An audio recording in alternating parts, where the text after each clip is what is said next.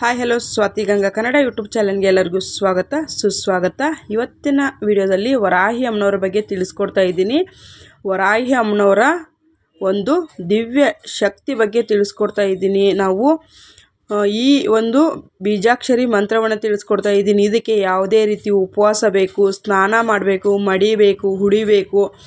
ಮತ್ತು ನಾನು ಅದು ಯಾವುದೋ ನಾನು ಮೈಲಿಗೆಯಲ್ಲಿದ್ದೀನಿ, ಸೂತಕದಲ್ಲಿದ್ದೀನಿ, ಅದೆಲ್ಲ ಏನೂ ಇಲ್ಲ ಸ್ನೇಹಿತರೆ. ನೀವು ಮನಸಾರೆ ತಾಯಿ ವರಾಹಿ ಅಮ್ಮನವರನ್ನು ನಮ್ಮ ಕಣ್ಮುಂದೆನೇ ಇದ್ದಾರೆ ದೇವಿ ಅಂಥೇಳಿ ಕಣ್ಮುಚ್ಚಿ ಪ್ರಾರ್ಥನೆಯನ್ನು ಮಾಡಿಕೊಂಡು ನಿಮ್ಮದೇನೇ ಒಂದು ಸಂಕಷ್ಟ ಇರಬಹುದು, ನಿಂತೋಗಿರೋ ಕೆಲಸಗಳಾಗಿರಬಹುದು, ಭೂಮಿಯ ವ್ಯಾಜ್ಯ ಆಗಿರಬಹುದು, ಕೋರ್ಟ್ ಕೆಲಸಗಳಾಗಿರ್ಬೋದು, ಪ್ರತಿಯೊಂದು ಸ್ನೇಹಿತರೆ ನೀವು ನಂಬಬೇಕು.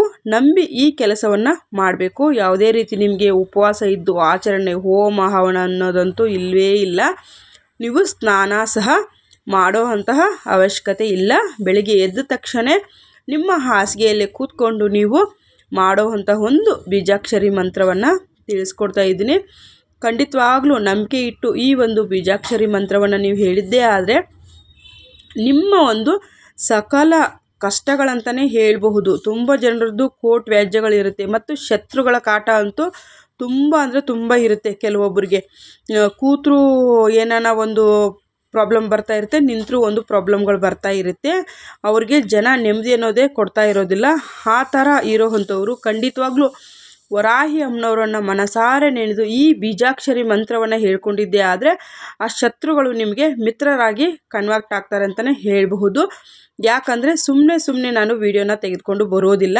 ನಾನು ಸ್ವತಃ ಒಂದು ವಾರ ಮಾಡಿರ್ತೀನಿ. ಆಮೇಲೆ ನನಗೇನಾನ ಸ್ವಲ್ಪ ಪಾಸಿಟಿವ್ ಆಗಿ ಕಾಣಿಸಿದ್ರೆ ಮಾತ್ರ ನಾನು ವಿಡಿಯೋನ ಮಾಡೋವಂಥದ್ದು. ಹಾಗಾಗಿ ತಿಳಿಸ್ತಾ ಇದ್ದೀನಿ.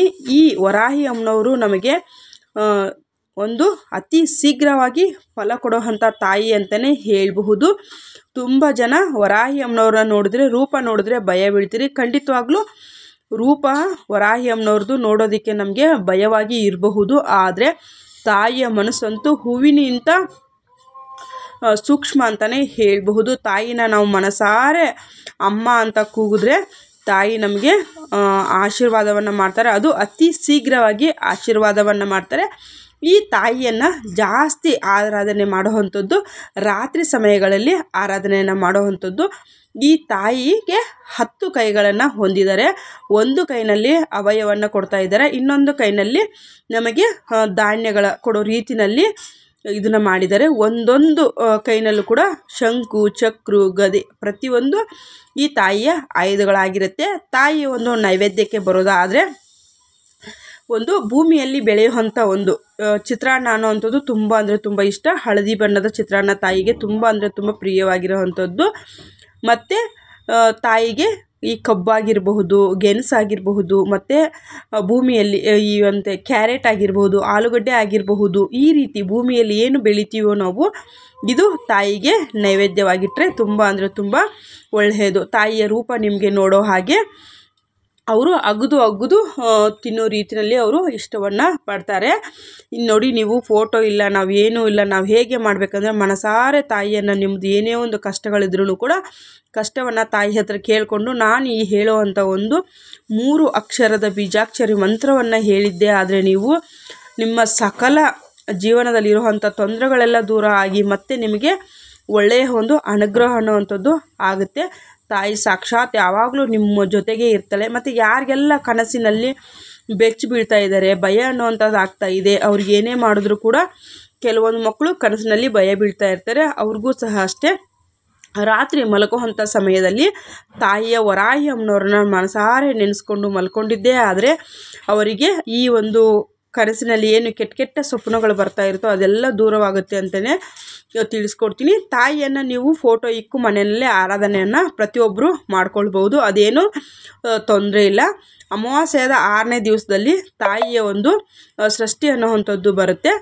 ಆ ಒಂದು ಟೈಮಿಂಗ್ಸಲ್ಲಿ ಪೂಜೆಯನ್ನು ಮಾಡ್ಕೊಳ್ಬಹುದು. ಪ್ರತಿ ತಿಂಗಳು ಹುಣ್ಣಿಮೆ ಆದ 6 ದಿನದಲ್ಲಿ, ಅಮಾವಾಸ್ಯೆಗೆ 6 ದಿನದಲ್ಲಿ ನೆಕ್ಸ್ಟು ಯಾವ ರೀತಿಯಲ್ಲಿ ಪೂಜೆಯನ್ನು ಮಾಡಬೇಕು ಅನ್ನೋದನ್ನು ನಾನು ಕಂಪ್ಲೀಟಾಗಿ ನಿಮಗೆ ತಿಳಿಸ್ಕೊಡ್ತೀನಿ. ನಮ್ಮ ಮನೇಲಿ ಚಿತ್ರಪಟನೂ ಇಲ್ಲ, ಏನೂ ಇಲ್ಲ ಅಂತಂದರೂ ಕೂಡ ತಾಯಿಯನ್ನು ನೀವು ಆರಾಧನೆ ಮಾಡಬೇಕಂದ್ರೆ ನಿಮ್ಮ ಮನೆಯಲ್ಲಿ ಪ್ರತಿಯೊಬ್ಬರು ದೀಪವನ್ನು ಇಟ್ಕೊಂಡೇ ಇರ್ತೀರಿ.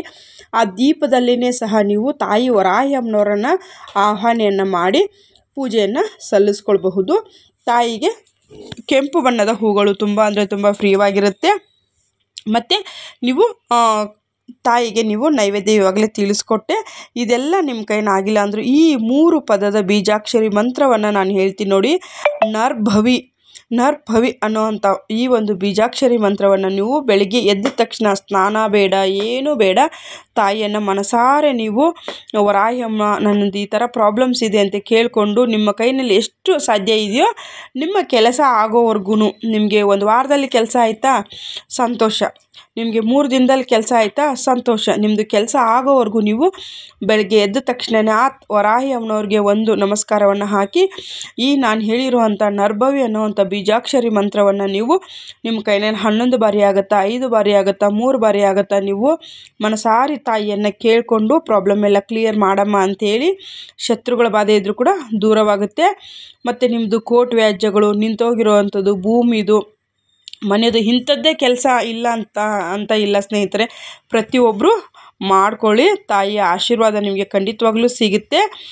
ಮತ್ತು ನನ್ನ ವಿಡಿಯೋ ಇಷ್ಟ ಆಗಿದ್ದರೆ ಲೈಕ್ ಮಾಡಿ, ಶೇರ್ ಮಾಡಿ, ಸಬ್ಸ್ಕ್ರೈಬ್ ಮಾಡ್ಕೊಳ್ಳಿ. ನನಗೆ 1000 ಸಬ್ಸ್ಕ್ರೈಬ್ಗೆ ಇನ್ನೂ ಕೆಲವು 120 ಸಬ್ಸ್ಕ್ರೈಬ್ ಆದರೆ ನನಗೆ 1000 ಸಬ್ಸ್ಕ್ರೈಬ್ ಕಂಪ್ಲೀಟ್ ಆಗುತ್ತೆ.